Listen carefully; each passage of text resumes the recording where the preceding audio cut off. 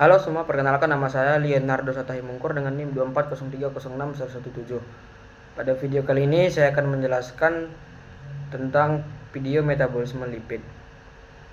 Yang pertama yaitu degradasi lipid atau oksidasi asam lemak. Pencernaan, penyerapan, dan transport lemak. Lipid atau lemak yang kita konsumsi melalui makanan sebagian besar berbentuk triacylglycerol atau TAG. Proses pencernaan lipid dimulai di lambung dengan bantuan enzim lipase lingual dan lipase lambung.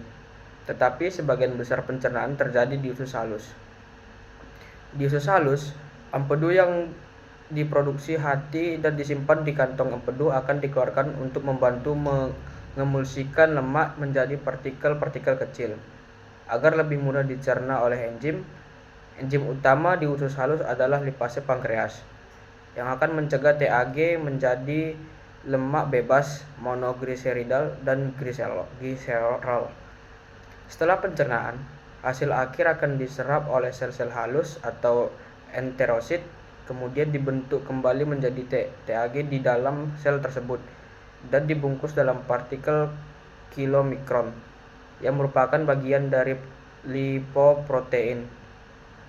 Kilomikron kemudian masuk ke dalam sistem limfatik dan akhirnya ke peredaran darah untuk dibawa ke jaringan-jaringan tubuh yang membutuhkan. Yang selanjutnya ada oksidasi asam lemak. Setelah sampai ke jaringan, asam lemak bebas masuk ke dalam sel dan mengalami proses aktivitasi menjadi asil KOA dengan bantuan enzim asil KOA sintetase. Namun asil KOA tidak bisa langsung masuk ke dalam mitokondria, sehingga diperlukan sistem transport karnitin, yaitu karnitin palmitoyl transferase. Dalam mitokondria terjadi proses oksidasi, yaitu pemecahan asam lemak secara bertahap 2 karbon demi 2 karbon menghasilkan asetil KOA, NADH, dan FADH2. Asetil KOA masuk ke siklus Krebs atau siklus asam nitrat. Sementara NADH dan FADH2 digunakan dalam rantai transport elektron untuk menghasilkan ATP. Inilah mengapa lipid merupakan sumber energi yang sangat efisien. Selanjutnya yaitu biosintesis lipid. Berbanding terbalik dengan degradasi, proses biosintesis lipid terjadi ketika tubuh memiliki kelebihan energi, khususnya dari karbohidrat, yang kemudian dikonversi menjadi lemak untuk disimpan. Yang selanjutnya yaitu sintesis asam lemak. Proses ini terjadi terutama di hati dan jaringan adiposa atau lemak. Dimulai dari asetil CoA yang berasal dari metabolisme karbohidrat, yang dikonversi menjadi milonil CoA oleh enzim asetil CoA atau karbon silase dalam tahap yang membutuhkan biotin dan ATP. Selanjutnya, enzim kompleks fatty acid sintase atau FAS kemudian membentuk rantai asam lemak, biasanya palmitat dengan 16 karbon. Dari milonil CoA melalui serangkaian reaksi kondensasi, reduksi, dehidrasi, dan reduksi lagi.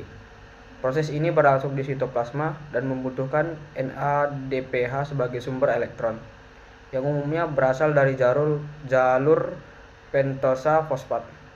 Yang selanjutnya itu sintesis triacylglycerol atau TAG. Setelah asam lemak terbentuk, mereka dapat digabung dengan gliserol 3-fosfat untuk membentuk triacylglycerol. Proses ini terjadi di jaringan adiposa di hati. TAG kemudian disimpan dalam sel lemak atau adiposit sebagai cadangan energi, atau dikemas dalam lipoprotein VLDL untuk dikirim ke jaringan lain. Yang selanjutnya itu sintesis fosfolipid. Fosfolipid adalah komponen utama dari membran sel. Mereka terbentuk dari asam lemak, gliserol, fosfat, dan gugus polar, seperti kolin atau etanolamin. Proses ini juga berlangsung di retikulum endoplasma dan membutuhkan senyawa intermediate seperti CDP diacylglycerol. Fosfolipid tidak hanya penting sebagai struktur sel, tetapi juga terlibat dalam sinyal seluler, pengangkutan zat, dan pembentukan lipid di layar. Yang selanjutnya itu sintesis kolesterol dan steroid. Kolesterol disintesis terutama di hati dan berasal dari asetil CoA melalui jalur mevalonat. Proses ini melibatkan lebih dari 30 tahap enzim reaksi enzimatik dan dikendalikan oleh enzim kunci HMG CoA hidroreduktase yang juga merupakan target obat statin untuk menurunkan kolesterol darah. Kolesterol memiliki banyak fungsi penting, seperti komponen struktural membran sel, prekursor untuk asam empedu, bahan dasar sintesis hormon steroid seperti testosteron, estrogen kortisol, dan aldosteron. Prekursor vitamin D melalui reaksi fotokimia di kulit. Karena pentingnya peran kolesterol dalam tubuh, sintesisnya diatur sangat ketat oleh umpan balik negatif berdasarkan kadar kolesterol dalam tubuh. Sekian penjelasan saya akhiri, terima kasih.